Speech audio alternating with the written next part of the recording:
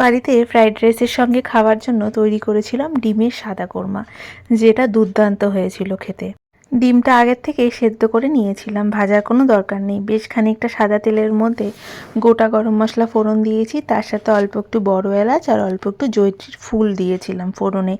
ফোড়নের থেকে যখন সুন্দর গন্ধ বেরোলো, তখন একটাই পেঁয়াজকে ভালো মতো পাতলা পাতলা করে কুচি করে ভেজে নিয়েছিলাম লাল করে। এবার একটা মশলা দেব, যেখানে পেঁয়াজ, আদা, রসুন, লঙ্কা ছিল। খুব ভালো মতন মশলাটা ভাজতে হবে, যেন সাইড থেকে তেলটা ছেড়ে দিয়েছে।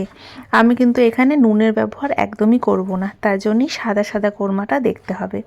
এবার অন্যদিকে মশলা ভাজতে ভাজতে আরও একটা পেস্ট বানিয়ে নেব, যেখানে বেশ কিছুটা কাজু আর দিয়েছি অল্প একটু চারমগজ।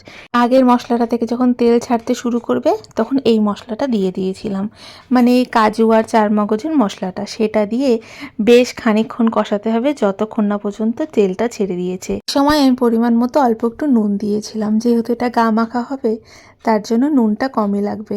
সেদ্ধ ডিমটা দিয়ে বেশ ভালো মতন কষাতে হবে।